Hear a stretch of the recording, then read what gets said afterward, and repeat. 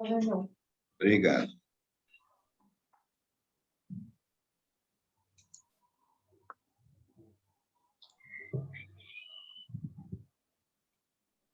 Bom dia. Oi, Lucas. Oi, Lucas. Bom dia a todos. Estamos iniciando mais um evento da Bril Chamber, a Câmara Brasil-Israel de Comércio. Hoje uma atividade muito especial que estamos realizando. É o primeiro dia de uma série de 3 eventos de webinar sobre o setor agrobusiness. E, inicialmente, queria agradecer a presença de todos, queria, em especial, agradecer a presença do presidente da Federação das Indústrias Mato Grosso, Gustavo Oliveira, ao vice-presidente, nosso amigo Silvio Rangel, e iniciar essas nossas sessões que muito nos deixa honrado de ter, junto ao Estado do Mato Grosso, esses eventos liderados pela nossa diretoria regional, o doutor Alexandre Furlan. E, em especial, também um agradecimento a todo esse apoio, essa parceria que a Federação das Indústrias do Mato Grosso tem nos dado. Não é o primeiro evento que fazemos, e tenho certeza que esse vai ser de muito sucesso também. Queria passar a palavra, então, para o nosso diretor regional, doutor Alexandre Furlan, para dar início às atividades. Obrigado, presidente Renato. Eu externo meus agradecimentos a você e à Bril Chamber pela oportunidade que tenho de tentar fazer essa aproximação cada vez maior de tudo que Israel pode oferecer a Mato Grosso e, em contrapartida, de tudo aquilo que Mato Grosso pode oferecer a Israel. Agradecer também ao apoio incondicional que tenho tido aqui do presidente Gustavo Oliveira, do vice-presidente Silvio Rangel, que preside também o Conselho de Inovação e Tecnologia aqui da Federação das Indústrias, e muito também a Renata, toda a equipe da Bril Chamber e a equipe de apoio aqui da Federação desde o início. O importante a gente dizer é que a ideia sempre foi que esse intercâmbio de conhecimento, de apoio de tecnologia, seja uma via de mão dupla. E é por isso que, desde o início, nós temos despertado o interesse de pessoas do agronegócio de Mato Grosso, da indústria, da academia, inclusive. E, obviamente, não vai ser possível, presidente Renato, que nós mostremos Mato Grosso para Israel, que Israel seja mostrado para o Mato Grosso apenas nesses 3 eventos. Eles são eventos curtos, dirigidos, esse primeiro a mais a agricultura, depois mais a indústria e depois mais a academia e parcerias. Mas, obviamente, o que eu quero dizer a todos que estão participando é que outros temas poderão e deverão ser suscitados e demandados para que nós possamos, através da Bril Chamber, buscar as soluções já existentes e aquelas que têm sido desenvolvidas pelas excelentes startups que temos lá em Israel. É um prazer hoje nós termos o professor Ari Fischer, o professor Marcos, o meu xará, o Alexandre Desanetti, que vão falar sobre temas que são extremamente importantes aqui para Mato Grosso. Foco: produzir, industrializar, pesquisar, desenvolver parcerias, e esse é o nosso papel, e é por isso que eu acredito no sucesso desse nosso evento. Eu retorno, então, ao presidente Renato, para que possamos iniciar a primeira apresentação. Muito obrigado mais uma vez a todos que participam desse nosso evento virtual. Obrigado, Alexandre, não só pelas palavras, mas pela realização desse evento e sua iniciativa para se fazer tudo isso no aprimoramento dos negócios entre Brasil e Israel. A primeira exposição de hoje, nós temos o professor Ari Fischer, nosso amigo, e um expert na área de agronomia, para dar muito rico o currículo do Ari, mas algumas coisas. O Ari é formado pela Faculdade de Agronomia da Unicamp, ele tem uma experiência no mundo inteiro, na área, no setor agro, especialmente a questão de frutas, né, agricultura, métodos de irrigação, gotejamento, diretor da sucursal da indústria ARI no Brasil, diretor orientador de Fazenda Modelo no Senegal, na África, e hoje representante do Ministério da Agricultura de Israel no Brasil para o mercado da América Latina. Ari, a palavra está com você. Muito obrigado mais uma vez pela presença nesse nosso webinar. Obrigado, doutor Renato, pela honra de ter sido convidado por vocês, e eu estou super admirado com o trabalho que vocês têm feito, e esse, como a gente fala em hebraico, shituf peulah, essa forma da gente trabalhar junto é muito importante para o Brasil e para Israel. Obrigado a Renata, a toda a equipe da Abril que organizou esse evento, e para mim é uma honra estar com gente como o Dr. Marcos, o Dr. Alexandre e o Dr. Alexandre Furlan, com todas essas pessoas que são nível super alto, e eu admiro muito o trabalho deles também. Bom, eu começo agora a fazer o share do meu screen.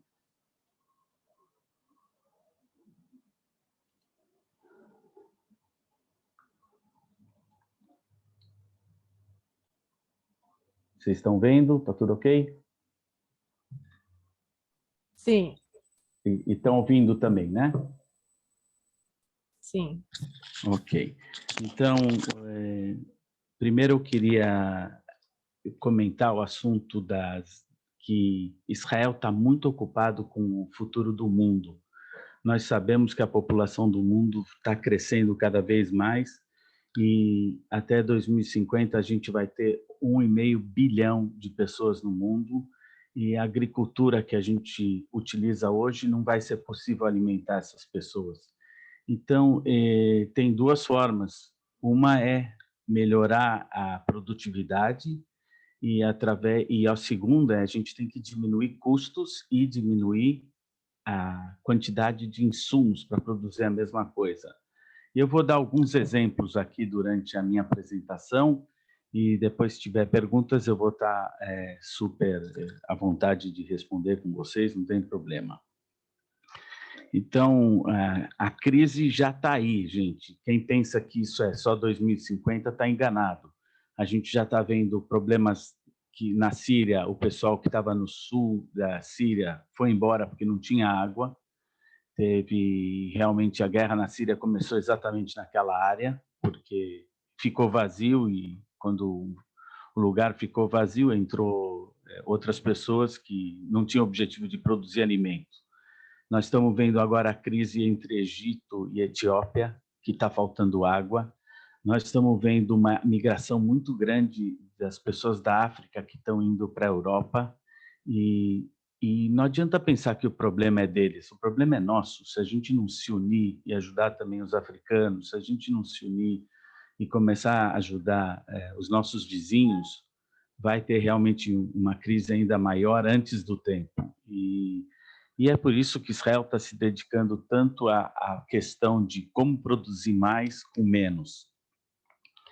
Deixa eu só mudar aqui isso aqui que eu não consigo ler. Ok. A gente espera que a demanda por alimentos vai aumentar de 60% a 100% até 2050, então, isso de acordo com a revista da Harvard. Então, os agricultores têm que realmente mudar a técnica de produção, e, para isso, Israel está se dedicando muito. Eu vou dar um exemplo, por exemplo. Agora, nesses dias, o Instituto Vulcan de Israel está desenvolvendo plantas que produzem a mesma coisa, mas eles conseguiram mudar a genética da planta para produzir mais, ou a mesma coisa, mas consumir menos água. Isso é uma resposta. Nós temos também o Instituto Vulcan, está fazendo câmeras de infratermais que conseguem, pela folha, saber se a folha está em estresse ou não. Ou seja, a gente só vai irrigar quando realmente a planta precisa. Se não precisa, para que jogar água? A segunda coisa que a gente está vendo, existem sensores. Israel está muito desenvolvido nessa área de sensores, junto, inclusive, com as empresas de irrigação. Acho que o Dr. Marcos vai tocar nesse assunto, talvez, na apresentação dele, mas a última empresa que eu visitei em Israel era uma empresa que estava fazendo uma tecnologia para fruticultura, e eu fiquei admirado. A coisa vai bem mais longe do que a gente espera. Por exemplo, eles fizeram dois sensores para a terra, para o solo, para saber se tem água ou não no solo. Fizeram um sensor que está no tronco da árvore e um sensor que está no fruto. No momento que falta água, a gente recebe essa informação em tempo hábil. E essa inteligência também se comunica com o clima do mundo, o que vai acontecer. Então, não é só se está faltando água, eu preciso saber quanto de água jogar, e eu preciso saber se eu realmente preciso jogar água para uma semana ou se eu preciso jogar água para 2 ou 3 dias. No caso, o programa sabe exatamente quanto vai chover daqui 3 ou 4 dias, e de acordo com isso ele replaneja através de uma estrutura, ele sabe exatamente dizer quanto de água a gente pode dar e quanto de adubo.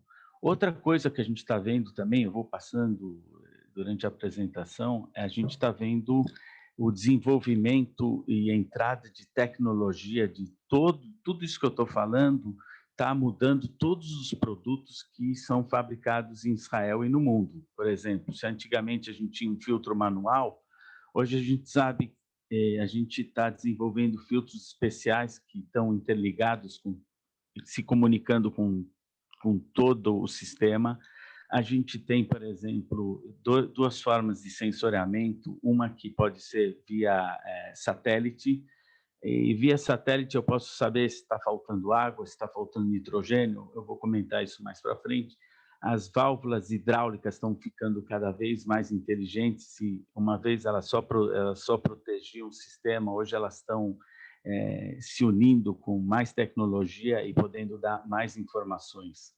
Tudo isso que eu estou falando, eu acho que no futuro, nas próximas reuniões que a gente organizar da Abril, a gente pode entrar em cada uma delas mais a fundo. Essa é a minha sugestão. Hoje eu estou dando só uma breve pincelada no tema, mas se tiver perguntas e quiserem mais materiais, a gente está entrando muito fundo em Smart City também em Israel, na parte de hidrômetros inteligentes. Outro dia eu estava na minha casa, até contei aqui em Natal, estava na minha casa e houve uma ruptura dentro de casa, num tubo.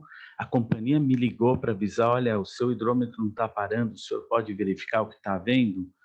E eu estava fora de casa, não estava nem sabendo o que estava acontecendo. Quando eu cheguei em casa, realmente tinha uma ruptura. A necessidade de Israel não é receber mais água por cada metro cúbico que eles querem ter água para toda a população. Como a gente sabe, Israel era um país que começou com 600 mil habitantes, não tinha água, e os ingleses não permitiam a entrada deles em Israel, porque não teria como dar. Então, a necessidade de produzir água já começou na criação, em 1948. Israel, hoje, além de produzir água própria, ela exporta água para os nossos vizinhos palestinos e para os nossos vizinhos jordanianos com os acordos de paz que foram feitos. Israel está ajudando atualmente a Califórnia em desenvolvimento de plantas de dessalinização, porque os lençóis freáticos estão sendo invadidos pelo mar. No momento que a gente tira a água do lençol freático, o mar invade cada vez mais.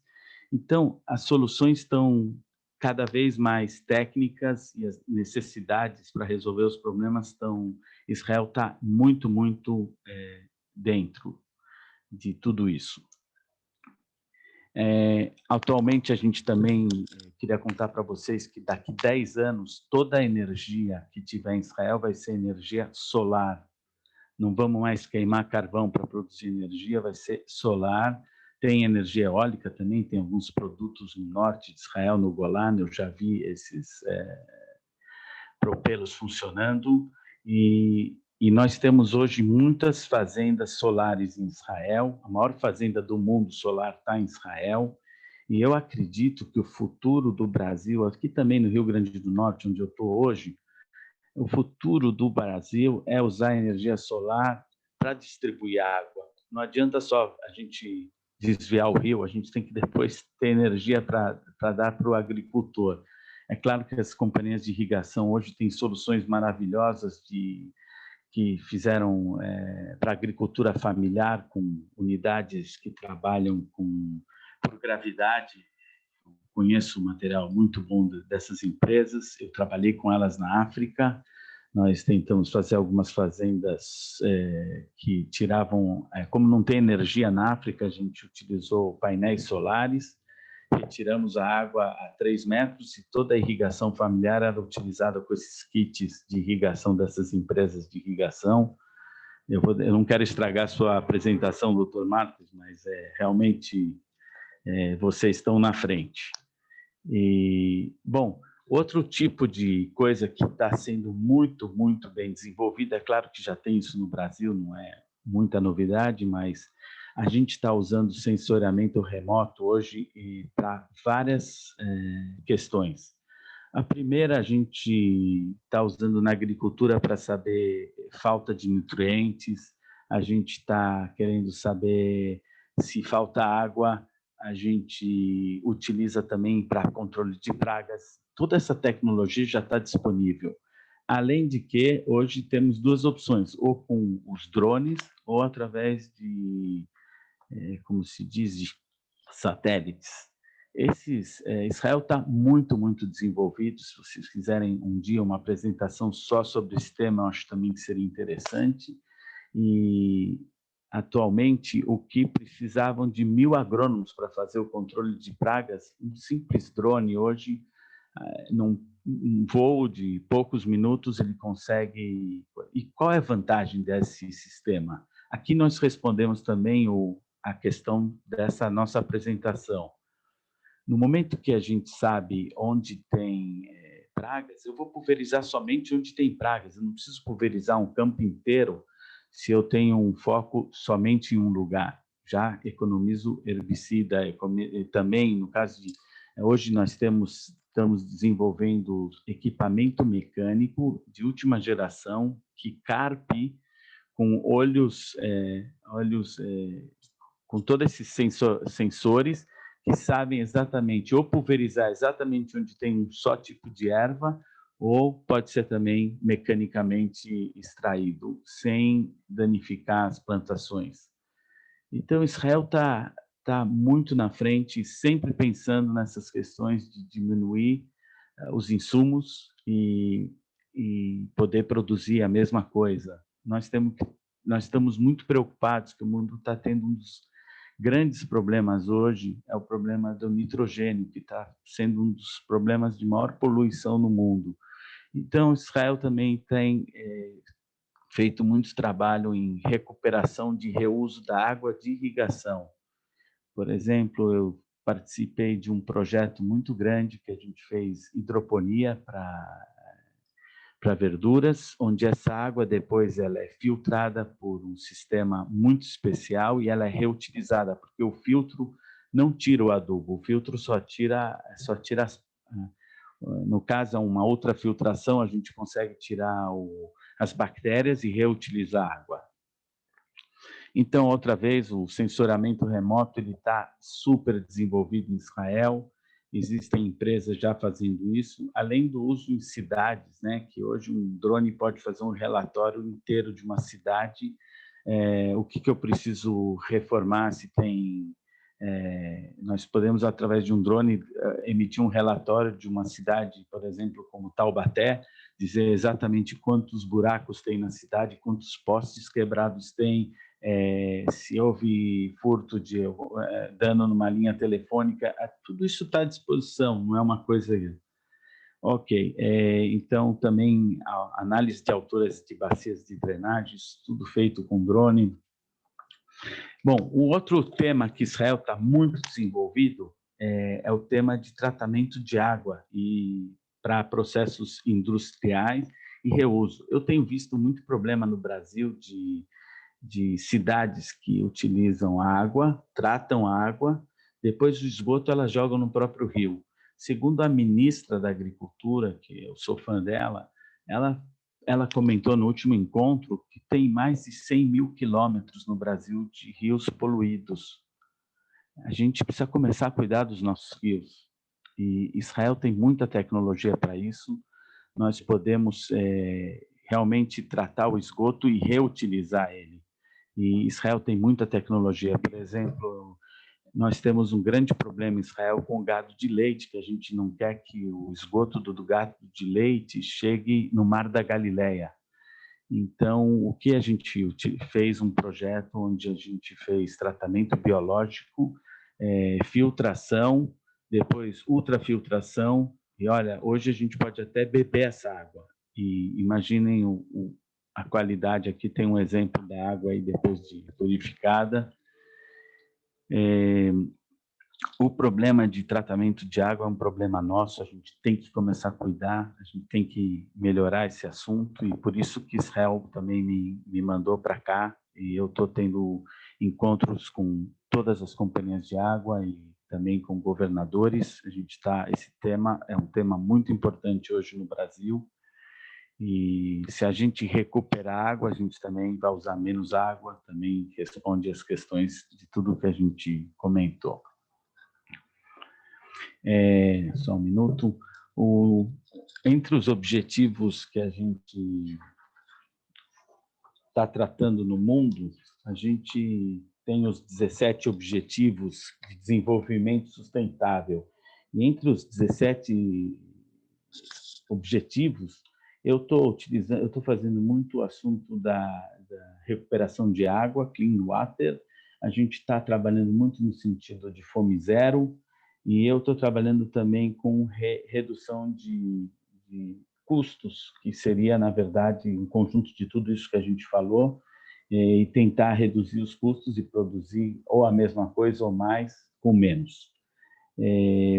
E todo o tema também de Smart City a gente está trazendo para cá, apoiando as empresas de Israel que queiram trazer essa informação de hidrômetros inteligentes ou toda essa estrutura ser interligada, o mesmo controle do hidrômetro pode controlar também a luz de uma cidade. Imagina Brasília, eu cheguei outro dia, eu estava voltando para Brasília e eu vi a quantidade de luz dos postos de luz. Agora você imagina se a gente diminuir um pouquinho a energia que a cidade recebe entre 11 da noite e 3 da manhã. Eu posso fazer a mesma coisa com o mesmo sistema.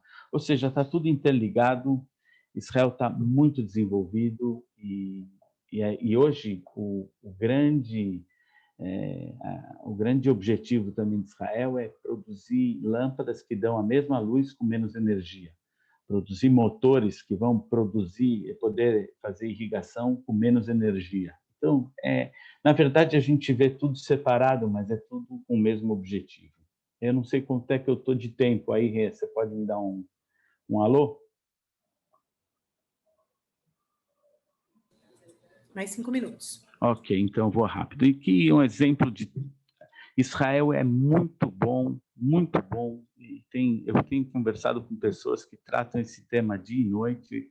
Semana passada eu falei com uma pessoa que estava acordada às 2 da manhã e a gente ficou conversando sobre o futuro da filtração. Filtração hoje irrigação de gotejamento, principalmente, é a alma do gotejador. Se você não tiver uma boa filtração, o teu gotejador pode terminar. Então, dependendo do tipo de irrigação, a gente precisa de um certo tipo de irrigação. Normalmente, para gotejamento, a gente está usando 100 micras. Doutor Marcos, me corrige se eu estiver errado. E no caso de gotejamento com reuso da água para hidroponia, a gente já tem que usar 0,3 micras, que é uma coisa para filtrar as bactérias e poder reusar a água. Então, está tendo muito desenvolvimento. Israel eu acho que é um assunto também muito interessante para a gente entrar um dia, fazer uma palestra sobre tipos de tratamento de água para a indústria, tratamento de água para irrigação e reuso da água. E eu acho que também um grande problema que a gente tem hoje aqui no Brasil são as companhias que fazem tingimento do tecido. Hoje eles recebem multas se jogam água no rio, mas eles não sabem como resolver o problema. Eu acho que Israel pode ajudar também nisso, tem muito para trazer de tecnologia. A gente tem várias soluções de filtrações, de tratamento de água, eu não vou entrar nisso. Aqui é um sistema de hidroponia que foi feito, a gente está vendo aqui, onde é um sistema misto, tem substrato e a água retorna para o sistema. Aqui está um exemplo de como funciona o sistema. A própria água que sai do sistema, ela é filtrada e volta para o sistema, e como ficou água mais adubo, eu só completo com água limpa, fresh water, né? E esse sistema já está funcionando em vários países do mundo, e também é uma tendência do pessoal que quer produzir também agricultura orgânica em casas em telado. Na África, por exemplo, eu tinha um telado muito grande, onde a gente produzia melão, e a gente tinha abelhas importadas de Israel, e todo o sistema não tinha que pulverizar, porque afinal de contas era entelado, e o melão era vendido para os espanhóis, que depois vendiam para a Europa, como se fosse melão espanhol. Isso é um tema que eu não quero entrar, mas realmente isso ajudava os africanos a terem trabalho e poder também vender. Eu estive no Senegal 1 ano e meio, como o doutor Renato falou. Bom, aqui está um sistema também de filtração que a gente vê hoje, que tira água direto do rio, filtrando as bactérias, e o pessoal pode tomar água direto. Isso aqui está chegando forte aqui no Brasil também. Nós temos sistema, o Israel também desenvolveu sistemas que são também de dessalinização, que você pode trazer. Eu falei ontem com o pessoal aqui do governo do Rio Grande do Norte, eles têm ideia que dessalinização é uma coisa muito cara. Mas eu falei para eles, olha, existem em Israel até bugs, carrinhos, que nem aqui em Natal tem os bugs, que fazem dessalinização para uma certa obra, para 4.000 litros por dia ou 6.000 litros por dia.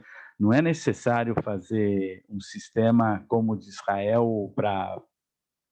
É claro que para uma cidade você necessita um projeto grande, mas para a área agrícola, onde a gente tem muitos poços que já estão com quantidade de água salgada, a gente pode utilizar esses containers pequenos que já vêm com energia solar, sol aqui não falta no Nordeste, água não falta, ela é salina, mas isso também eu acho que é o que vai entrar aqui forte na nossa região aqui do Rio Grande do Norte. Aqui é um exemplo do que foi feito, um projeto de tratamento de água, de esgoto, o projeto final, onde tem filtros. Esses filtros são lavadas com água que é também reverso osmose, né? É um pequeno dessalinizador que limpa a água para poder limpar os filtros. E aí tem também o assunto da medição, como a gente já comentou. Eu acho que eu tenho pouco tempo, eu vou falar rápido, mas atualmente tudo isso está interligado. Não é só medidor, está ligado com as válvulas hidráulicas, que Israel também é expert em controle de transientes, eu vou falar isso mais tarde, mas tudo isso está interligado, e também a mesma informação pode controlar as válvulas de irrigação, eles podem controlar a quantidade de adubo, eles podem saber a temperatura, eles podem controlar também a estrutura que eu falei para vocês dos sensores que estão ligados. É tudo mesmo comando, está tudo interligado. É que nem a gente fala, tem muita gente que é contra a globalização. Não dá para ser contra a globalização. A coisa está acontecendo, cada país do mundo sabe fazer uma coisa melhor.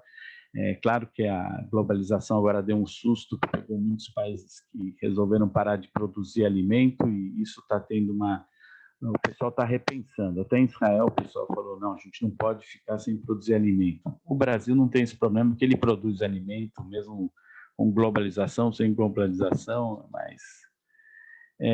o último tema, eu quis mostrar para vocês aqui uma planta de salinização, essa planta em Israel, onde ela tem o controle de transientes.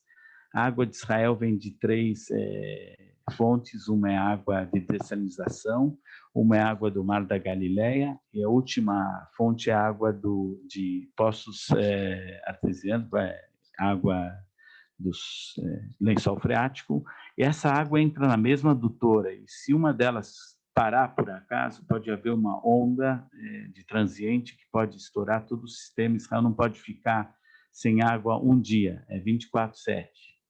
Todo dia tem água e Israel está super protegido, com todo o controle de transiente, eles são experts no assunto, e tem muitas empresas boas no mercado. Eu não cito nomes, porque não posso, nem quero, mas realmente esse desenvolvimento de válvulas hidráulicas começou com a agricultura, porque no começo a gente produzia alimentos e não tinha água para dar água só de dia, tinha que dar água de noite, e começaram a botar, como na época tinham pessoas que não eram muito fãs da nossa agricultura, nem da gente estar produzindo onde a gente produzia, eles colocavam bombas, o pessoal que ia abrir à noite a água, às vezes simplesmente podia ter uma bomba lá, então foi feito toda a tecnologia para abrir a água por controle ou hidráulico ou com elétrico, solenoides elétricas, e hoje Israel pode abrir com simples telefone, naquela época não tinha, mas eu estou aqui hoje, eu posso abrir água na fazenda da África, onde eu posso dizer a quantidade de água, adubo, eu posso ter controle de tudo que eu dei no mês passado, de água, de adubo, e realmente eu queria agradecer a oportunidade mais uma vez de ter tido, e foi muito geral a apresentação, mas obrigado, doutor Renato, pela oportunidade que o senhor me deu de estar aqui presente nessa reunião tão importante. Ari, o prazer é todo nosso. Quero agradecer em meu nome, em nome do Alexandre Furlan, a sua tão ilustrativa exposição. E a vontade que dá é fazer um webinar para cada uma dessas tecnologias que você apresentou, que é inacreditável, a gente fica ouvindo isso e fica entusiasmado e curioso como poderia se aplicar cada vez mais no Brasil, né? no setor de agrobusiness, especialmente no estado de Mato Grosso, que é o celeiro do Brasil nessa área. Então, muito obrigado, Ari, pela sua exposição. Olha, eu só queria dizer uma coisa. Na minha apresentação, eu também ia falar de gotejamento enterrado para soja, mas como esse assunto vai ser tocado, eu acredito, pelo Marcos e também um pouco pelo Alexandre, que eu tinha combinado com ele da gente falar um pouco sobre esse assunto, mas só uma pincelada rápida. Hoje o gotejamento enterrado ele diminui a quantidade de água, porque a gente só vai dar água para a planta no momento que ela precisa. A gente também dá adubo só onde precisa. O caso não vai nascer mato, porque o gotejamento está enterrado. Todas as vantagens do gotejamento enterrado, mas eu não vou estragar a palestra do Dr. Marcos, que eu tenho certeza que ele vai comentar. E a última vantagem para os produtores de soja aí é a energia, que para mover um pivô a gente precisa de 5 bar, para mover gotejamento a gente precisa de 2 bares. Então, só a energia aqui é um tema violento, e eu espero que esse assunto seja tocado hoje nesse dia tão importante. E, mais uma vez, obrigado, hein? Obrigado, Ari. Você nos provocou, nós vamos fazer outro seminário especificamente sobre isso. Obrigado. Conta com a gente para tudo. Tá ótimo. Obrigado, Ari. E da nossa parte também. Dando sequência ao nosso webinar, nós vamos ter o Marcos Testa, que é o CEO da Netafim, que falará sobre recurso hídrico na agricultura, mas antes disso, falar um pouquinho sobre o Marcos Testa, que é um prazer tê-lo conosco aqui. Marcos, muito obrigado pela tua presença. O Marcos é PhD em Agriculture and Biosystems Engineering da Universidade de Arizona, Tucson, e atuou como professor de irrigação e drenagem no Departamento de Engenharia Agrícola da Unicamp, né? O Marcos tem uma larga experiência nesse setor e vem trazer seus conhecimentos para nós. Marcos, você está com a palavra. Muito obrigado pela presença.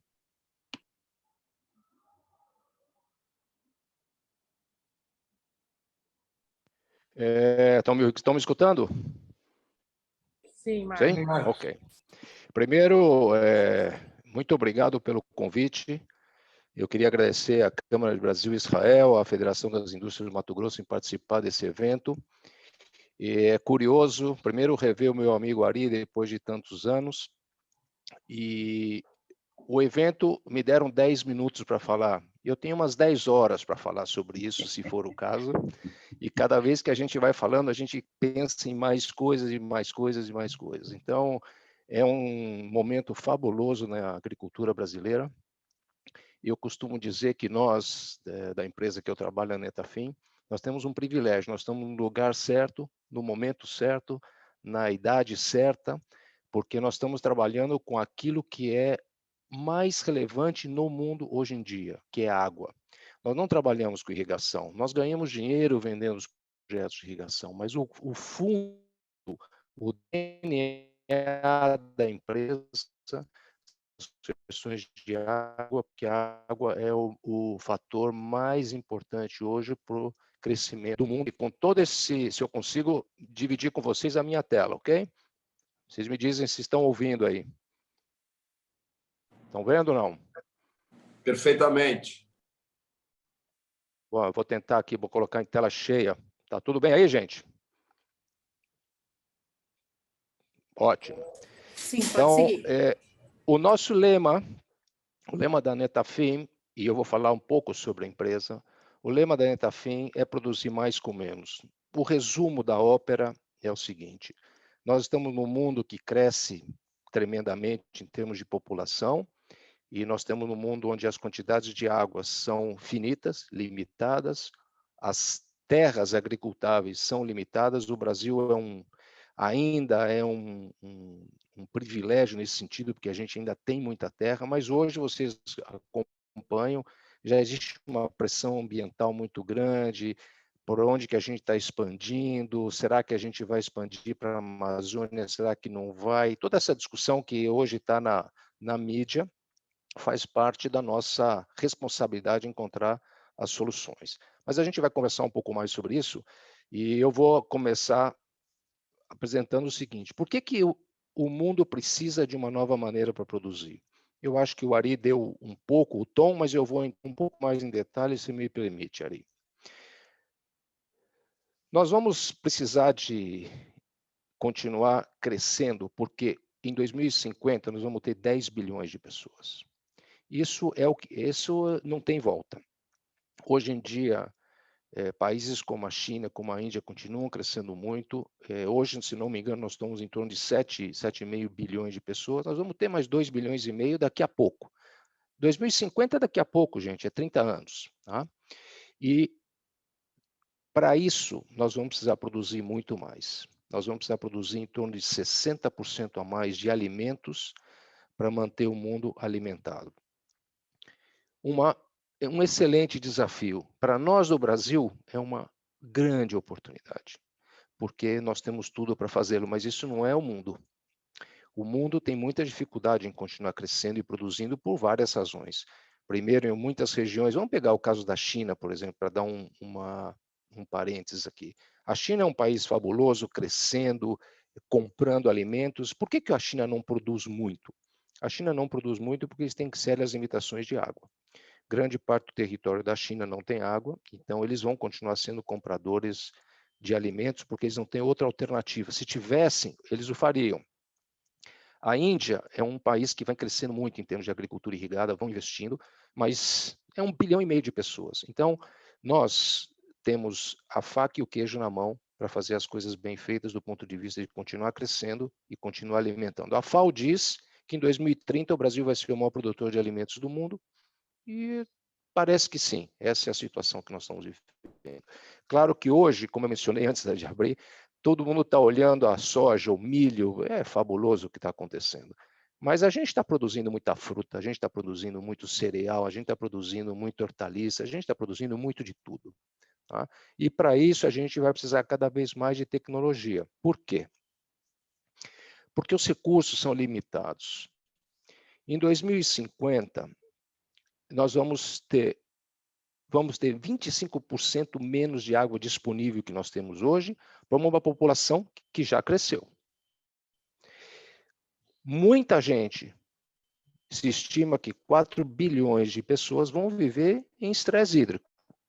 Pouca água para beber, pouca água para consumir, pouca água para produzir alimentos. É duro, gente. É uma situação difícil porque nós estamos num mundo limitado. A água, ao contrário de que muita gente pensa, a água é limitada. Ninguém produziu água. Eu costumo dizer o seguinte, a única vez que nós perdemos água aqui do Brasil foi quando, do Brasil não, do mundo, foi quando os astronautas foram embora para o espaço. Eles consumiram um pouco de água e nunca mais voltou. Mas a água no mundo é finita, é limitada, é conhecida, e, portanto, a gente tem a obrigação de cuidá-la. Por quê? Ela é o fator limitante. E 2, nós estamos numa situação também onde a terra, cada vez menos, nós temos menos terra arável. Seja por pressões de meio ambiente, sejam porque não existe mais. Hoje é como na Amazônia, é uma grita tão grande que a gente está precisando, talvez, e vamos falar sobre isso, produzir mais por unidade diária, verticalizar a produção. Esse é um cenário. É difícil falar isso para o Mato Grosso, que é um mundo à parte, mas esse é um cenário que já existe em muitas regiões do Brasil, onde a água já é um fator limitante. Eu, quando comecei minha carreira na Netafim, quando eu morava em Uberlândia, aqui em Minas Gerais, e a gente fez muitos projetos de café, fizemos sucesso, irrigamos. Hoje a Netafim tem mais de 170 mil hectares de cafés irrigados por gotejamento. Era uma festa, um projeto atrás do outro, fazendo. Hoje não tem mais água. Então hoje a gente já tem que buscar reciclado de água, como mencionou Ari, ou a gente tem que usar um cuidado excessivo com a água, porque a água já virou um fator limitante. A água hoje na região, ela já concorre com a indústria, ela já concorre com as grandes cidades. Então, a agricultura tem que fazer a sua parte. Um dado interessante é que se estima que praticamente 69% de toda a água consumida no mundo é consumida pela agricultura. Olha a responsabilidade que nós temos. Nós estamos tomando 19% indústria, 12% são as cidades, e nós, a agricultura, estamos consumindo tudo.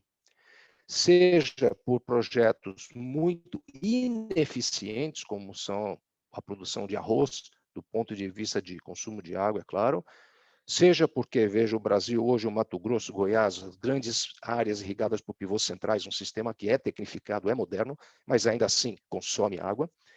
E, curiosamente, desses 70% que nós estamos consumindo, só 20% são em áreas irrigadas. Vou abrir um parênteses aqui. Esses 20% produzem 40% dos alimentos no mundo. Tá? Importante, a irrigação é um fator de segurança alimentar muito importante, porque você irriga e você garante produção. Muito bom. E ainda assim, desses 20%, uma parte muito pequena é em o que nós chamamos de uma irrigação tecnificada. Então, você irrigar por gotejamento ou você irrigar por pivô central, você está usando aquilo que hoje é o que tem de mais moderno em irrigação no mundo. Ainda assim, uma parte importante dessa água são os sistemas de inundação, que é muito ineficiente. O que é ineficiência? Um sistema é eficiente quando a quantidade de água que eu aplico, a maior parte dessa água é consumida pela planta. Então, quando você irriga um arroz por inundação, praticamente 50% do total de água que você irrigou vai embora. Vai percolar, vai levar o adubo e uns 50% a planta consome. É a natureza dessa irrigação. A contrapartida do gotejamento, 95% da água que você irriga é consumida pela planta. Então, a eficiência é o que mede a quantidade de água consumida pela aplicação de água total. A gente vai falar um pouco mais sobre isso aqui um pouco mais tarde. Muito bem. E aí nós precisamos encontrar uma maneira, fundamentalmente, de produzir mais alimentos, porque o mundo vai requerer. Nós precisamos utilizar menos água, porque nós não temos alternativa. A gente vai precisar produzir muito e a água é finita, não tem jeito. Então, para produzir mais, eu preciso de mais água. E eu não tenho mais água, ninguém produz água ainda, não se inventou essa tecnologia, criar água. A gente precisa ser cuidadoso com a água que existe. E a gente vai precisar produzir muito nas terras que a gente possui, porque a pressão ambiental vai crescer muito, cada vez vai ser mais difícil você crescer a sua propriedade, vamos dizer assim. Cada vez vai ser mais interessante você na área que você possui. Para isso, vai precisar investir. Vai investir em tecnologia de irrigação, vai investir em tecnologia de drones, vai investir em tecnologias de satélite. Tudo isso está chegando dia após dia após dia. Então, é difícil a gente... Eu vou fazer aqui um depoimento. Eu trabalho na irrigação há 30 e poucos anos, e eu estou começando a ter dificuldade de entender ou de assimilar toda a tecnologia que está chegando. É muita coisa que vai impactando o nosso negócio. Então, essa moçada que está vindo aí das universidades, está todo mundo ligado na internet, todo mundo no satélite, todo mundo no drone, é muito rápida a evolução. E isso faz com que a gente tenha a obrigação de entregar novas respostas. E aqui vou abrir um parênteses, fazer um comentário interessante que um colega outro dia comentou. Eu vou perguntar aqui para o senhor Alexandre, só rapidamente. Eu me lembro que no Mato Grosso tinha o tal do Alqueirão, não é isso? 44.800 metros quadrados, é isso mesmo ou não? Não sei se era isso. Depois, eu sei que o Alqueire, aqui na região de São Paulo, é 24.000 metros quadrados.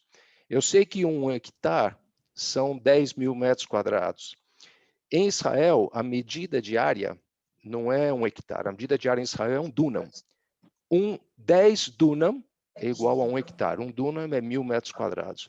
E do jeito que está vindo essa revolução, daqui a pouco a gente vai estar produzindo por metro quadrado. Assim, não, eu tenho 500 metros quadrados e vou produzir muito. Por quê? Porque é tanta tecnologia aportada que você é capaz de produzir mesmo. Então, o pequeno proprietário vai poder sobreviver muito bem, que não sei, estou dando um número aqui, 5 hectares, 10 hectares. Não é a situação no Mato Grosso, é claro, mas é só uma mensagem como tudo isso está impactando a produção agrícola. Bom, qual é a nossa solução? Vamos dizer assim, a Netafim é hoje a maior empresa do mundo na área de irrigação. Há 50 e poucos anos atrás, lá no meio do... é uma história interessante, uma observação. Um engenheiro, muito importante, observou que no caminho ao trabalho, ele passava por uma rua, e nessa rua tinham 2 ou 3 árvores que estavam sistematicamente verdes, não importa quando. E não fazia sentido, porque no meio do deserto, uma região que chove 50 milímetros, como é que aquelas árvores estavam sistematicamente verdes? Ele abriu uma trincheira e observou que havia um vazamento pequeno na rede de adução de água para o bairro. Isso fez com que ele pensasse, como é possível que um pequeno vazamento possa manter árvores grandes como essa no meio de um deserto. E aí foi a origem do sistema de gotejamento. Dessa ideia ele desenvolveu uma pequena peça, um pequeno gotejador que gotejava 1 litro por hora, 2 litros por hora, e a tecnologia apareceu. Isso nós estamos falando em 1965, mais ou menos, no sul de Israel. Essa tecnologia cresceu nos últimos 55 anos, expandiu para o mundo inteiro, e hoje vem de um crescimento muito grande, acelerado, seguramente porque o mundo requer. A gente precisa produzir mais com menos, e a água é o fator. Alimentos são, primeiro, a gente fornece a água e os fertilizantes na raiz da planta. A gente não molha o solo, a gente só irriga o sistema radicular. A gente faça certo com todas essas tecnologias que o Ari mencionou, de satélite, monitoramento, quando que a planta precisa, a gente acompanha isso caso a caso. Dessa forma, a produção agrícola tem subido muito e a gente tem poupado muita água, e fertilizantes, e recursos. A irrigação por gotejamento é uma característica interessante de um centro. Você fertiliza toda a sua... O sistema de irrigação é irrigação e adubação, os dois ao mesmo tempo. Então, esse conjunto faz com que seja uma ferramenta muito poderosa na produção agrícola, na minimização das quantidades de água e fertilizantes, e você, obviamente, tem uma produção, uma produtividade muito maior. Quem somos nós? E o que nós fazemos, a Netafim? Primeiro, como eu mencionei, há 50 e poucos anos atrás, se criou essa empresa. Mas, na primeira coisa, nós somos uma empresa de produtores. É um kibbutz que continua produzindo agricultura. É um grande produtor de jojoba em Israel, é um grande produtor de hortaliças. O pessoal são agricultores e agora são industriais e agora são empresários. Bom, mas o campo continua. Você chega lá onde as fábricas da Netafim estão localizadas, o pessoal está no campo, naquele sol de 40 graus no deserto, produzindo comida em estufas e cada vez mais sofisticado. Bom, no que é hoje Israel, uma surpresa, é um país fabuloso, aquilo expandiu para o mundo inteiro. E nós estamos no Brasil desde 1996. Nós construímos uma fábrica em Ribeirão Preto, muito grande, uma fábrica modelo. Hoje nós estamos irrigando café, laranja, hortaliças, frutas tropicais, frutas temperadas, e nós estamos entrando agora naquilo que é talvez a segunda revolução, uma segunda onda de produção agrícola no mundo, talvez. E eu acho que aqui é uma oportunidade especial para o Brasil, para a Argentina e para os Estados Unidos, que é a questão de irrigar soja e milho e cereais e algodão por gotejamento enterrado. É uma tecnologia que a gente está terminando de desenvolver, ela já existe há muito tempo, nós ajustamos a tecnologia para as condições brasileiras de plantio direto, de 2 ou 3 safras por ano, quer dizer, tudo isso trouxe dificuldades adicionais, mas essa solução está pronta para ser desenvolvida. Muito bem. Hoje, nós temos, basicamente, se eu não me equivoco, 17 fábricas no mundo inteiro. Nós temos nas Américas, nós temos fábricas no Brasil, no Chile, no Peru, no México, nos Estados Unidos. São 3 fábricas em Israel, temos fábrica na Espanha, África do Sul, Índia, Austrália. É uma empresa muito grande e uma empresa, como eu mencionei, a gente tem orgulho de, há 55 anos atrás, era um senhor no meio do deserto que inventou um sistema e hoje a Netafim é a primeira empresa do mundo em irrigação, com vendas por acima de $1 bilhão. Nós somos mais de 5.000 funcionários, são 17 fábricas e muitas subsidiárias. É uma das empresas, se não for a empresa israelense de maior penetração no mundo. Não em faturamento, mas em penetração. É muito conhecida. O Ari comentou que está na África, nós estamos no mundo inteiro. Todos os países onde tem uma agricultura importante, nós estamos participando, inclusive na China, com fábrica. Então, é uma empresa que tem realmente uma representatividade, representa muito bem o Estado de Israel, do ponto de vista de desenvolvimento tecnológico, e tudo que está vindo, porque, como eu mencionei, 10 minutos, é difícil falar, mas a gente vai chegar lá. Por exemplo, nós estamos com grandes atuações no mercado de campo aberto de hortaliças, sempre foi assim. Volto a repetir, o futuro é na área de grãos, que nós estamos já com vários projetos no Brasil, irrigando soja, milho, algodão e outros cultivos de campo aberto. Os pomares sempre foi parte do nosso coração do nosso negócio. O Ari mencionou o melão, mas aqui no estado de São Paulo são 160 ou 170 mil hectares de citros irrigados por gotejamento, o café, as frutas. E as estufas é um capítulo à parte. Existe uma tendência no mundo de crescimento da produção agrícola em ambiente protegido.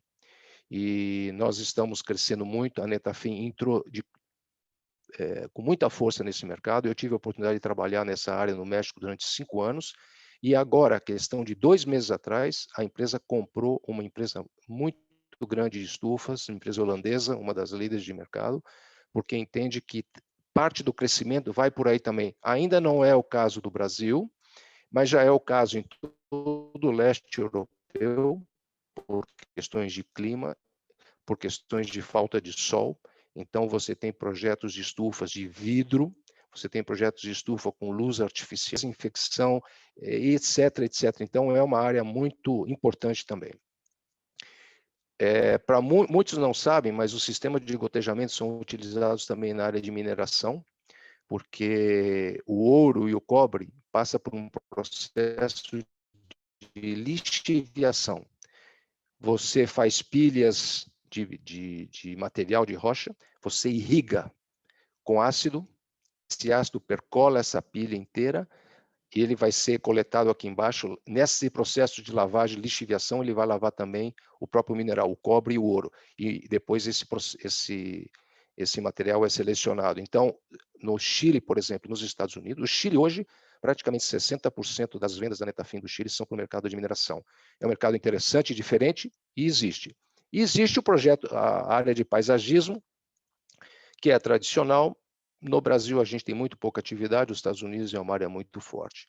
Então, são grandes temas que estão sendo...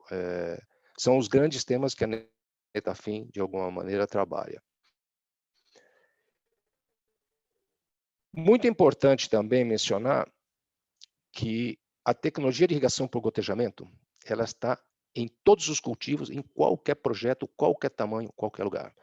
Nós temos projetos na Índia, por exemplo, de 27 ou 28 mil hectares, que estão divididos em pequenas propriedades de 5 hectares cada uma. Então, é um projeto enorme, que foi pensado nos pequenos produtores, e é uma situação, a complexidade do projeto como esse é enorme, mas a tecnologia mesmo. A tecnologia que o pequeno produtor da Índia, que tem 5 hectares, está utilizando, é a mesma tecnologia que o produtor de grãos do Brasil, que tem 1.000 hectares, está usando. O gotejamento é o mesmo, a válvula é a mesma, claro que é ajustado, questões de simplicidade, etc. Então, o gotejamento se aplica a qualquer projeto, qualquer tamanho, qualquer clima, qualquer solo, qualquer lugar. Qualquer relevo, inclusive. Relevos acidentados nunca foram uma dificuldade.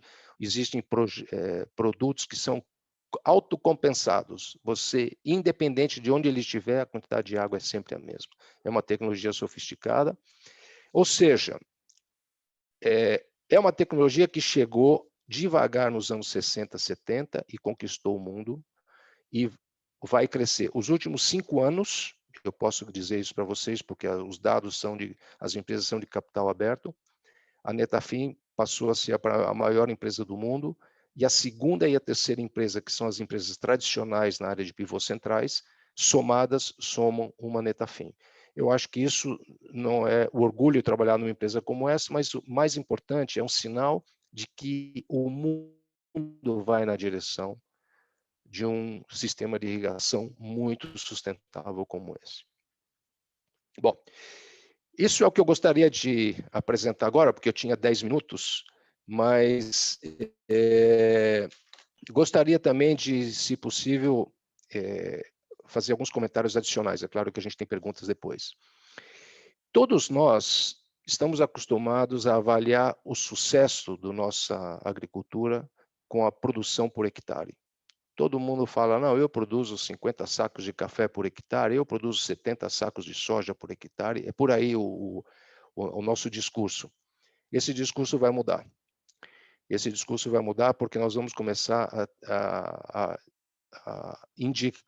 indicar o nosso sucesso com produção por milímetro de água aplicada ou por metro cúbico de água aplicada.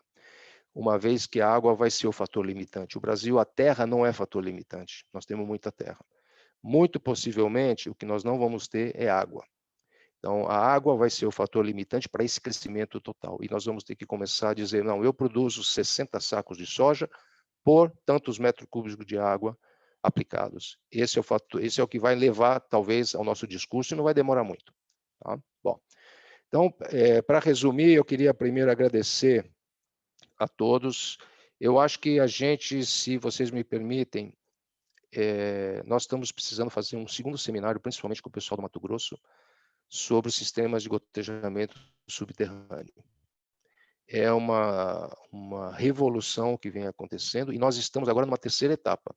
Nós estamos fazendo um processo que a gente chama de harmonização. Harmonizar os projetos grandes de pivô central que existem, combinando com o gotejamento. Um grande projeto de pivô central deixa de irrigar 20% da área, porque os pivôs são redondos e a área intermediária você não tem como com a melhor tecnologia de gotejo, de modo que a fazenda seja otimizada, ou na nossa palavra, harmonizada. Ter a fazenda 100% irrigada.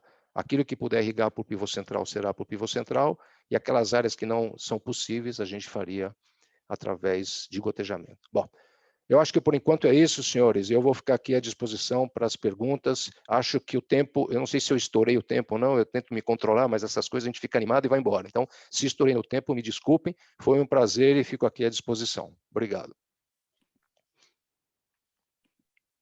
Marcos, muito obrigado. É uma exposição também super ilustrativa e não só no aspecto tecnológico, mas esse conceito que você agora trouxe de como é que vai se mensurar a produção, né? Tendo a água como parâmetro, isso também conceitualmente é uma evolução muito grande, né? E isso, você trazendo para nós, já é um adiantamento de conceito, uma coisa bem interessante.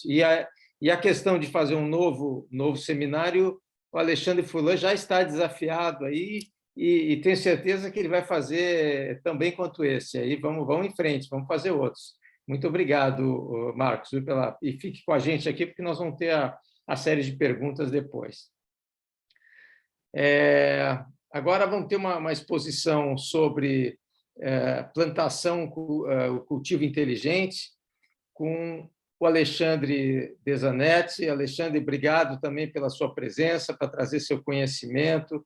O Alexandre é formado em Engenharia Agronômica pela Universidade do Estado de Santa Catarina, pós-graduado em Gestão de Empresas pela Fundação Getúlio Vargas, em Gestão de Agronegócio.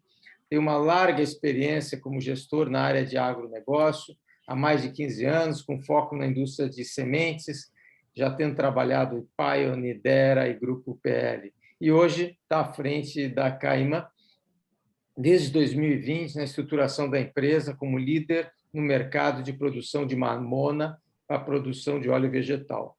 Alexandre, a palavra está com você. Obrigado. Ok. Obrigado, Renato. Bom dia. É um prazer estar aqui com vocês, né? Estou tendo aula aqui, né? Estou aprendendo ainda. Estou pouco tempo no mercado aí, né? Queria agradecer a Câmara Brasil-Israel, a Federação da Indústria do Mato Grosso, né? O doutor Renato, o Alexandre, meu xará lá no Mato Grosso, né? O Ari e o Marcos aí pelas excelentes exposições, né? Vou compartilhar a minha tela aqui. E eu vou mudar um pouco de assunto. A gente falou bastante sobre irrigação, falou bastante sobre produção de alimentos, né? E eu vou falar um pouquinho de um tema que ele é bastante novo no Brasil, né? Que é sobre a produção de óleo de rícino, né? Produção de grãos de mamona para a produção de óleo, né? Então, como que surge essa questão toda e como que surge esse ponto aqui no Brasil, né? Aqui o Renato já falou um pouquinho, né, sobre a minha história toda aí. Eu sou agrônomo, nasci lá no sul do Brasil, me formei, fui trabalhar numa das maiores multinacionais na área de sementes aí, né, a pioneira, a Pioneer, né, e acabei mudando para o centro-oeste do país, né, lá para a região ao entorno de Brasília, e desde lá até hoje estou já há quase 20 anos no mercado de sementes, né, já trabalhei na Pioneer. A gente fez um grande trabalho aí junto com a Nidera Sementes, né? A gente levantou a empresa aqui no Brasil. Estava por último agora na UPL, né? Na área de sementes. E agora estou à frente da Caima. Então eu vou entrar aqui e falar um pouquinho sobre a empresa, né? Como que surgiu a Caima? A Caima é uma empresa israelense, né? Ela surge em 2007, né? Com vários objetivos, mas esse grupo de investidores se reúne para achar uma solução para a produção de derivados de petróleo, né, com base em um óleo vegetal. Então, hoje você tem vários plásticos, várias graxas, vários solventes que são derivados do petróleo, e essas pessoas lá em Israel se reuniram para achar um produto, né, que fosse substituto do petróleo. Então, se estudou vários tipos de plantas e se chegou a uma conclusão que produção de grãos de mamona seria um produto altamente potencial para essa solução, né? E eu vou falar um pouquinho para frente como que isso aconteceu e por que está acontecendo hoje, né? Hoje a gente tem uma sede aqui no Brasil, né? Aqui em Campinas, né? Nós temos unidades aí no Mato Grosso, na cidade de Cuiabá, né? Temos plantios aí em todo o estado do Mato Grosso, temos uma estrutura em Minas Gerais, né? Produção em Minas Gerais e Goiás esse ano também, e temos uma estrutura também na Bahia, né? Então, qual que é o foco da empresa? A empresa tem foco no quê? Na produção de genética, né? Na produção de sementes, né? E no melhoramento desses produtos. Então, quando a gente vê muito assim, pô, mas mamona, Alexandre, o que é isso, né? E eu trabalhei muito tempo no mercado de soja, mercado de milho, né? Fiquei muito tempo à frente aí das áreas de supply dentro dessas empresas, né? Chegamos a ter praticamente 100 mil hectares de campo de semente na última empresa que eu estive. E falei, agora vamos mudar um pouco o rumo, vamos começar a falar agora de mamona, né? E como que isso acontece, né? Você muda o foco para uma produção de óleo vegetal, né? E aqui não é diferente de uma empresa que produz semente de milho híbrida, ou de uma empresa que produz semente de sorgo, ou uma empresa que produz semente de soja. O processo é exatamente o mesmo. E é isso que a gente está fazendo agora. Estamos transformando uma empresa, uma cultura que não tem expressão no Brasil, né? Numa cultura que a gente tem um potencial gigante. O maior produtor hoje de mamona está na Índia, né? A Índia produz aí em torno de 1 milhão e 600 mil hectares por ano. Nós temos uma produção aqui no Brasil de apenas 60 mil hectares, né? E a empresa está vindo para cá. Por quê? Porque o Brasil é um dos maiores potenciais em termos de produção desses grãos, né? A Índia, como nós sabemos, é um país que está em forte crescimento. Eu estive várias vezes na Índia por outros negócios e quando você está lá, você vê que o país cresce muito forte. Chegava a crescer 12% antes da pandemia, né? E eles estão preocupados lá com a produção de alimentos, né? Então, assim, a população cresce muito forte, a demanda por alimentos cresce, principalmente a produção de grãos lá, né? Existe um pacote de grãos lá que é chamado de pulses, né? São lá grão de bico, lentilha e outros, né? E a produção de mamona tem diminuído. Então, o Brasil está virando uma referência nisso, né? Porque o Brasil tem áreas passíveis, nós temos vários problemas que vêm dos monocultivos, né? Então, a indústria global enxergou isso aqui no Brasil, né? Onde a Caima está no Brasil hoje, né? Então, nós estamos em todos esses locais, né? No centro-oeste, né? A mamona, da forma como nós trabalhamos, é uma cultura para safrinha, né? Então, ela vai aí para substituir o milho? Não. É uma cultura que ela vai compor o processo dentro da produção dos agricultores, né? Vou dar um exemplo aí no caso do Mato Grosso, né? Nós entramos plantando quando? Quando está fechando a janela da safrinha e do milho, né? Depois do dia 20, do dia 15 de fevereiro, a gente entra plantando mamona, né? Então, nós temos as áreas de produção, hoje estão em Minas Gerais, então a gente distribui para todos esses outros estados, né? Nossa área de pesquisa, existe uma estrutura em Israel, né? Mas também já existe uma estrutura aqui no Brasil, né? Comercialização de semente está em todos esses pontos, e o esmagamento ele está forte no estado de São Paulo, no estado da Bahia, e a gente tem discutido internamente muito forte aqui a questão de abertura de uma planta de esmagamento no estado do Mato Grosso, né? Tenho conversado bastante aí com vários colegas, né, para a gente fazer esse avanço aí nesse projeto. Então, vamos entrar aqui um pouquinho falando sobre a cultura, né? Diferente do que a gente tinha no passado, quando a gente via aquelas plantas de 3 metros de altura, né? Uma planta com várias ramificações, né? Está acontecendo hoje que essa planta ela foi industrializada, é uma planta que vai ter no máximo 1,60 m, 1,70 m, né, em condições irrigadas, em área de sequeira, 1,40 m, né? É uma planta que ela totalmente mecanizável hoje, né? Então você faz plantio com as mesmas plantadeiras que se usa para fazer plantio de milho ou de soja, você usa para fazer plantio de mamona, né? Você coloca uma população aí de 35, 37 mil plantas por hectare, né? E você conduz de uma forma muito mais simples, vamos dizer assim, em termos de controle de pragas, né? Controle de doenças, né? Uma planta que ela tem uma demanda inicial aí mais técnica, né, para você controlar a questão das ervas daninhas, mas depois disso é uma cultura mais simples de ser conduzida, né? Se comparado, por exemplo, com milho ou com soja, né? Então, por que é utilizado esse óleo, né? Então, o que a gente faz? A gente comercializa essa semente, o agricultor planta e depois leva para a indústria isso e é esmagado. Então, o produto que sai desse esmagamento é o óleo de rícino, né? E é utilizado para quê esse óleo hoje? Uma infinidade de produtos, né? Sabonetes, lubrificantes, shampoo, né? Tubos, tintas, plásticos, né?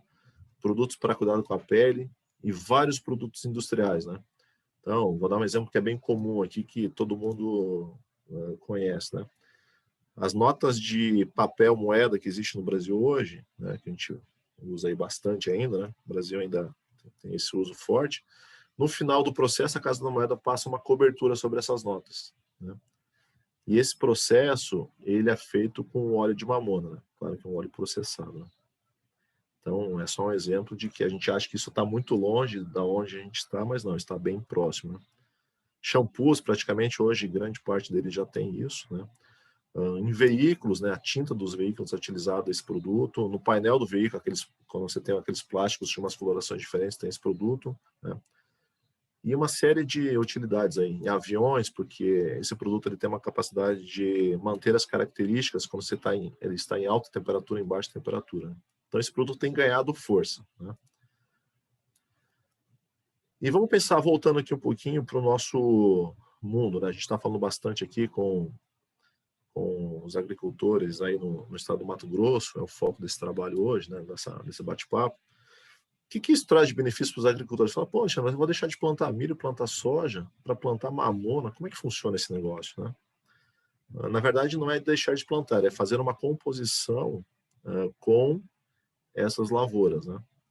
Então, eu citei aqui 4 pontos, né? Manejo de irrigação, né? A gente teve o Ari e o Marcos falando bastante sobre isso. Manejo de nematóides, né? Que é um grande valor que essa cultura traz. Questão de estruturação de solo e a questão também de colheita, né?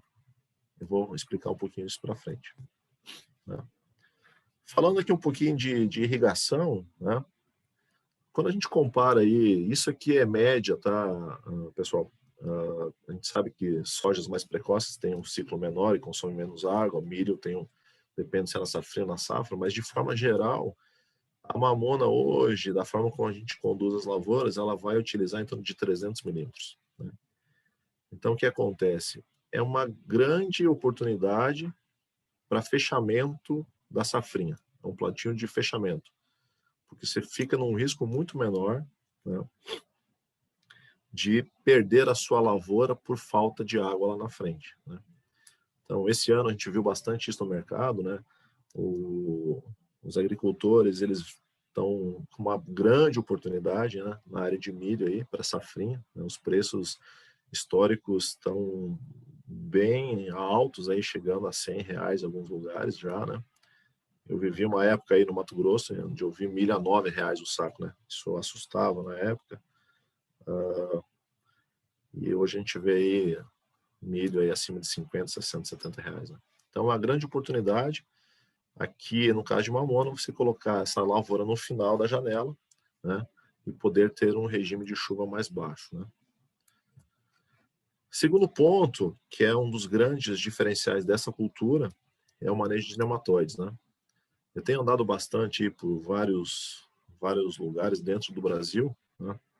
Tanto no centro-oeste como no sul do país.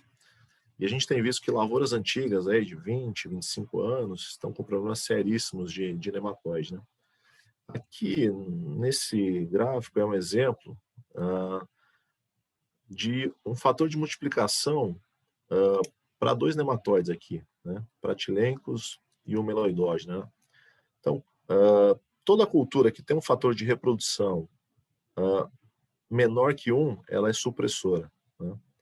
E toda cultura que tem um fator de multiplicação maior que 1, ela é multiplicadora, né? Então, o que acontece aqui, por exemplo, vamos pegar um exemplo de sorgo, né? Uma cultura que é muito utilizada aí na safrinha, né? Você pega aqui, por exemplo, para pratilencos, ele multiplica 48 vezes aquela população que tem no solo, né? Quando você pega aqui para crotalária, que é uma referência dentro do país, ela vai multiplicar 0,1, 0,2, né? E mamona multiplica só 0,5, quer dizer, depois que você planta mamona, metade dos nematóides não vão mais estar lá naquela lavoura no final da safra, né? E o que a gente tem visto, né? Isso já, a Caema está aqui no Brasil há 3 anos, né? Nós estamos indo esse ano para a 4ª safra, né? Esse ano passado de uma maneira um pouco diferente, né, do que a empresa vinha trabalhando. E a gente tem medido aqui em grandes grupos, em grandes produtores, em produtores de referência em várias regiões, que você tem em áreas com problema de nematóide um aumento na safra seguinte de 6 a 8 sacos por hectare na soja, né? Então, isso são dados recorrentes, né? A gente tem esses dados no Mato Grosso, temos esses dados na Bahia, né, que eram as nossas áreas mais antigas. Estamos testando isso agora nos estados lá de Minas e Goiás também, né? Temos resultados no algodão também, né? Tivemos áreas aí com até 30 arrobas a mais em algodão, né? Em função de plantar mamona na safrinha e entrar com essa cultura na frente, ao invés de eu fazer aquela sucessão de milho e soja, ou algodão, soja e milho, né? Um outro ponto que essa cultura chama bastante atenção, né? E isso é uma coisa que a gente não estava dando muito valor mais, e eu estive conversando com vários agricultores, principalmente o pessoal que planta muito algodão aí, e nas regiões com solo muito arenoso, né, você começou a se observar compactação, principalmente nas extremidades dessas lavouras, de pé de grade, né? Então, o que acontece? As lavouras estavam começando a produzir menos, os agricultores não estavam identificando o que estava acontecendo, e no final da safra se observou que as raízes estavam indo aí até 15, 20 centímetros e não conseguiam aprofundar mais. Então, a gente está conseguindo quebrar esse perfil de solo também, e aí até 40, até 50 centímetros com essa cultura, né? Ela tem uma raiz pivotante que bem profunda, né, que ajuda nesse manejo. E o último ponto aqui que eu gostaria de falar sobre os benefícios é a questão da venda dos grãos, né? Hoje, uma lavoura de mamona em área de sequeira, ela produz em torno de 1.500 quilos, né? Isso, os nossos materiais aí são 100% híbridos, né? Então, eles têm uma adaptação já, que é o Brasil, né? Ano passado, já em novembro, nós tínhamos 2 híbridos, esse ano nós temos 5, nós lançamos produtos já adaptados, né? E nas áreas com irrigação, a gente tem 3.400 quilos, né? Nós temos um modelo de negócio onde você tem um preço mínimo e o agricultor hoje ele consegue fazer aí de 5.500 até 11.500, 12 mil reais por hectare de receita, né? E como que funciona esse modelo, né? Como que a gente gera valor aí para os agricultores? Como que a gente traz essa segunda ou terceira ou quarta oportunidade aí para a composição das lavouras aí no Mato Grosso ou na Bahia, né? Então, a Caema é uma empresa que foca na venda de sementes e tecnologia, né? Então, como comentei, nós temos hoje um modelo de contrato junto com as indústrias, onde a gente garante um preço mínimo, né? O preço dos grãos no Brasil é baseado no mercado na Índia, né? A Índia, lá você faz isso via Bolsa de Valores, né? A gente tem uma garantia de compra de 100% da produção, né, nesse processo agora, porque uma coisa é a gente vender soja, né, tem uma gama grande de empresas comprando, não é o que acontece com a mamona. Então, a gente tem essa opção aí, né? Então, a gente leva esse contrato e, conforme o contrato sobe, né, os valores dos grãos sobem na Índia, ele sobe aqui junto também. Então, existe uma garantia mínima, né, e para cima o agricultor participa dos ganhos, né? O produtor ele faz a lavoura comercial, né? A Caema entra com toda a assistência, todo o suporte, né? E a indústria entra comprando esses grãos, né? Já antes do plantio, né? Você faz essa análise, esse contrato, né? Então, isso era um pouquinho do que eu queria mostrar, falar, né? Vou só aproveitar, mostrar aqui algumas fotos, né, do que a gente tem. Fala, mas como é que funciona isso, né? Aqui são lavouras do ano passado e desse ano aqui no Brasil, né? Aqui a gente estava mostrando a aplicação de um herbicida, né? Aqui é a mesma situação, você vê que são plantas aí padrão comercial, né? Existe um espaçamento de plantio, a gente planta muito no mesmo espaçamento que soja e milho, né? Isso aqui é uma lavoura já desse ano, né? Já está numa fase um pouquinho mais avançada, né? Isso aqui é área irrigada, né? Isso aqui são áreas no Mato Grosso, né? São lavouras desse ano já. Essa lavoura aqui, se eu não estou enganado, é na região de Nova Ubiratã, né? Aqui também é outra lavoura no estado do Mato Grosso, né? Aqui é uma lavoura na região de Paranatinga, no Mato Grosso. Essa aqui é uma lavoura, se eu não estou enganado, aqui em Minas Gerais, né? Aqui mostrando um pouquinho da planta, né? Então, existem os frutos estão aqui no centro, em cima, na parte feminina, e aqui embaixo a parte masculina, né?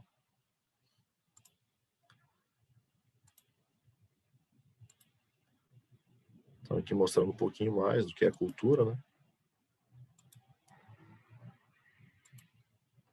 Então, você vê que hoje a gente tem todos os processos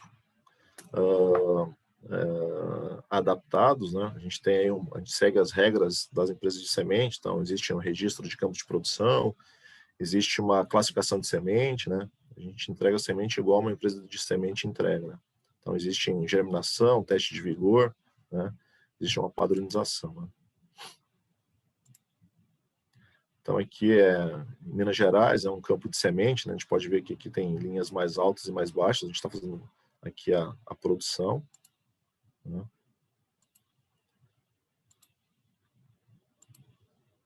Passando rapidamente aqui. Aqui um exemplo, esse é um piloto que a gente tem feito, está fazendo esse ano no Mato Grosso, né? Esse aqui na região de Campo Verde. A gente está fazendo um consórcio aqui de braquiária com mamona, né? Então a gente está fazendo esses testes, vamos ter os resultados aí mais em 4 meses, né? Aqui é colheita, hoje a colheita é 100% mecanizada, né? Nós temos 3 empresas hoje que fornecem plataformas de colheita, né? Isso já não é um problema, né? Lavouras no Mato Grosso, né? Isso aqui são uma lavoura na Bahia, no ano passado, né? Então, na Bahia, hoje a gente tem áreas aí de 600, 700 hectares irrigados, né? Nós temos no Mato Grosso e áreas de 1.500 hectares na mesma área, né? Isso aqui é uma lavoura irrigada no estado lá da Bahia, né? Então, você vê o material já adaptado, né? 100% mecanizável, né? Bom, era um pouquinho do que eu queria mostrar para vocês, né? Um assunto bastante novo, né? Tem bastante oportunidade. Eu posso mandar essas apresentações, né? Mais informações, né? Nós temos um time no campo rodando aí, né? E fique à vontade para perguntas. Obrigado. Obrigado, Alexandre, pela exposição, pela presença, trazendo essas técnicas inovadoras vindas de Israel e o que vocês estão fazendo aqui no Brasil em tão pouco tempo. Parabéns, viu? A gente tem várias perguntas que foram chegando e umas que eu recebi, inclusive, por WhatsApp. Só que nós estamos com o tempo praticamente estourado. Eu queria fazer uma pergunta que nós temos aqui no chat e vou passar ao Alexandre Furlan para fazer uma pergunta. Eu pediria só para quem que vai responder que tenha, no máximo, eu sei que é muita coisa para falar, mas 2 minutos no máximo para falar, porque nós temos que encerrar esse nosso seminário. Então, a primeira pergunta que a gente tem aqui é do Richard Sabat. Poderia falar sobre culturas combinadas, exemplo, criação de peixes e aproveitamento das águas para adubação e posterior recuperação das águas? Tá? Eu acho que essa pergunta veio após a exposição do Marcos, então eu acho que tem sentido o Marcos responder. Marcos, mas apesar da sua paixão reconhecida pelo setor e pelas tecnologias, nós temos no máximo 2 minutos para a sua resposta. Ok, obrigado, Renato. Estão me ouvindo ou não? Sim. Em Israel, tem muita experiência sobre isso, é uma boa pergunta. Porque existe uma vantagem enorme. Você utilizar a água que foi utilizada para a produção do peixe, é uma água que está riquíssima em nutrientes. Então, uma vez que você, eventualmente, remova da água aquilo que é, talvez, partículas físicas, porque a filtragem do gotejamento vai fazer isso, em geral, a água é uma água rica, tem muito nitrogênio e etc. É claro que cada caso é um caso, eu não sou especialista nisso, mas existe muito conhecimento em irrigação com água de reuso, vamos falar assim, da indústria pesqueira em Israel. É um tema conhecidíssimo, tem muito projeto de pesca em Israel, inclusive alguns em ambiente fechado, e se eu não me equivoco, e aqui eu não quero me comprometer, existem alguns projetos também aqui no Ceará e no Rio Grande do Norte, com água utilizada da produção do camarão. Mas eu não sou a melhor pessoa para falar sobre isso, mas a gente consegue essa informação, talvez com o próprio Ari, com os contatos que tem em Israel, essa informação é disponível. Existe um filme, se entrar no YouTube, entre a agricultura em Israel, tem um filme que mostra aqui um pouco da história, como tudo isso apareceu, e tem talvez aí uns 20% do filme é sobre os produtores de peixe e a utilização para água na irrigação, mas é perfeitamente viável. O único receio é sempre tratar a água, eventualmente por bactéria ou etc., mas esse é um tema também conhecido, acho que o próprio Ari falou, existe hoje tecnologias que você tira a bactéria, vírus, e pode utilizar comumente. Inclusive, é um tema para explorar, porque as águas residuais são águas que deveriam ser utilizadas. Eu não posso falar muito mais, desconheço o detalhe. Ótimo, Márcio, muito obrigado. E eu vou passar a palavra ao Alexandre Furlan, que tem também uma pergunta. Obrigado, Renato. Também para o professor Marcos, que é o seguinte. Primeiro, eu vou fazer rapidamente uma afirmação e depois eu faço a pergunta. Primeiro, produzir na pequena propriedade com tecnologia é um desafio premente aqui de Mato Grosso. Quer dizer, a maioria, por exemplo, do que a gente consome de hortifruti vem do Ceasa de São Paulo. Quer dizer, nós temos uma dificuldade grande. Então, primeiro, quais são as formas que nós temos de convencer o pequeno proprietário de que ele pode ter lucro na sua propriedade utilizando a água? E aí, uma outra pergunta. O Marcos falou muito o seguinte, que me chamou muita atenção. Nutra a planta, não o solo. Você acredita, Marcos, que essa consciência já exista na agricultura brasileira? O que fazer para melhorar isso? E uma última constatação. Mato Grosso tem grandes áreas de plantio, por exemplo, 10, 15, 20, 30, 40 mil hectares. É possível, para um projeto agrícola de qualquer tamanho, esse gotejamento enterrado? É isso, Marcos. Depois eu tenho uma outra pergunta para o Ari. Marcos, 1 minuto, hein?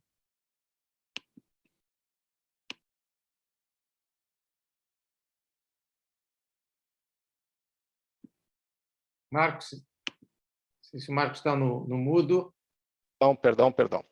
1 minuto, hein, Marcos? Ok, 30 segundos. É importantíssimo nutrir a planta e não o solo, porque você quer jogar água apenas onde existe o sistema radicular.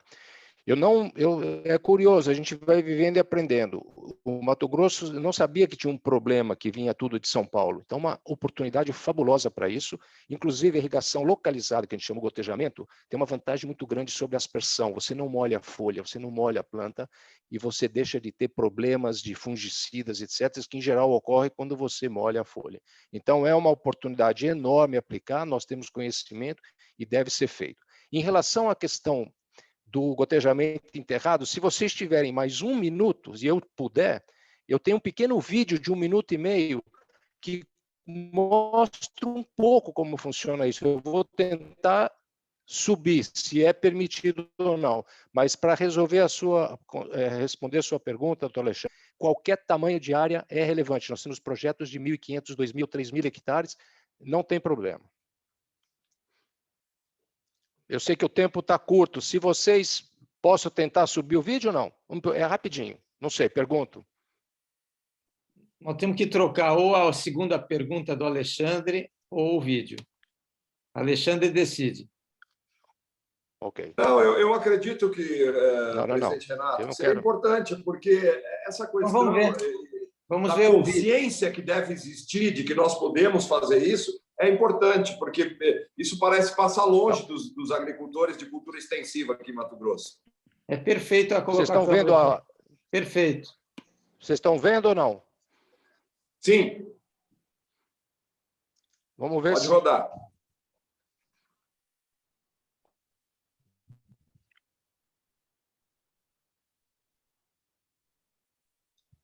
Ele só não está rodando. Acho que tem o play aí. Não sei, de alguma maneira ele não está rodando.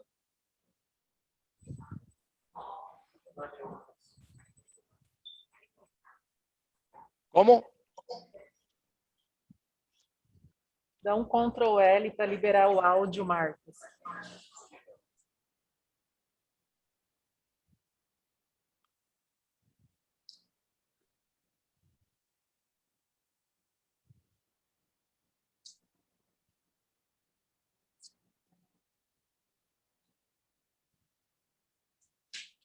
Bom,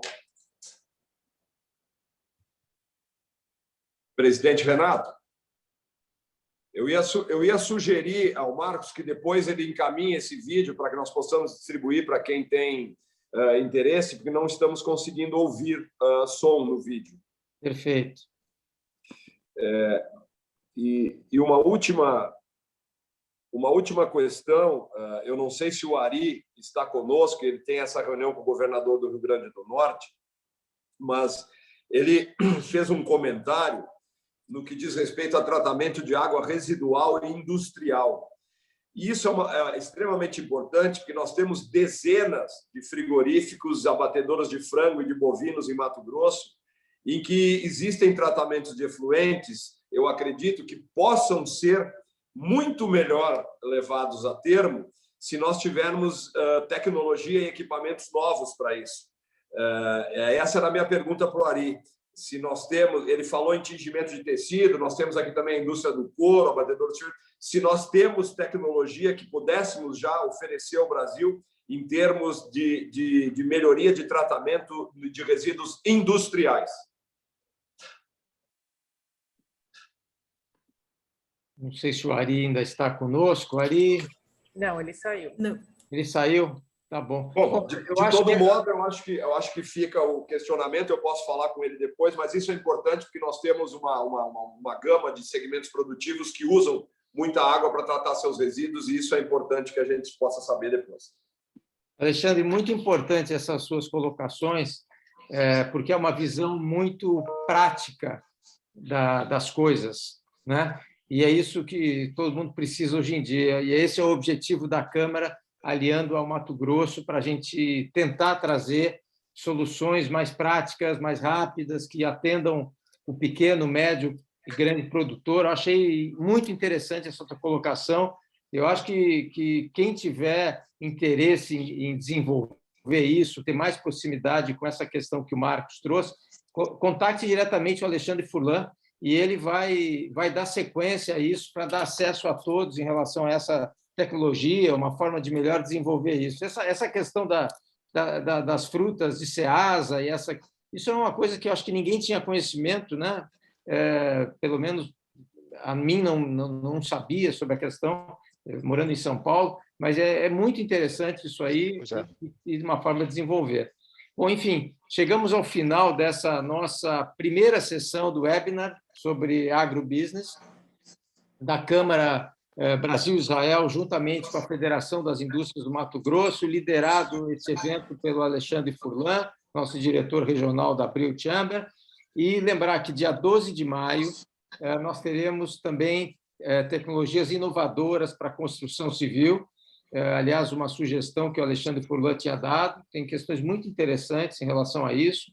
E no dia 19 de maio, o tema é transferência de tecnologia e as pesquisas em desenvolvimento, que é um assunto muito interessante de como Israel pode trazer ao Brasil, ensinar o Brasil nesse setor da transferência de tecnologia. Queria agradecer a presença de todos. Alexandre, não sei se você quer fazer alguma... Não, só, presidente, só uma observação, eu não podia deixar de fazê-lo, porque me esqueci no começo. Nós estivemos aqui também com a presença do Celso Banazeski, que é o secretário adjunto de Desenvolvimento Econômico do Estado de Mato Grosso, é um empresário também. E também não tem nos faltado, Renato, o apoio do governo do Estado, através da Secretaria de Desenvolvimento, e também da Federação da Agricultura, do AgriHub de Mato Grosso, que também está compartilhando nosso evento. Então, é só para que não passe em branco que nós estamos todos irmanados na busca de melhores soluções para esse estado, que é um estado pujante em desenvolvimento agroindustrial. É isso, só muito obrigado a todos que participaram. Obrigado, Alexandre, e contamos Obrigado. com todos para o próximo evento no dia 12 de maio, que vai ser muito interessante. Obrigado a todos. Abraço a Muito todos. obrigado. Um abraço. Até logo. Valeu, Celso. Obrigado. Obrigado. Obrigado.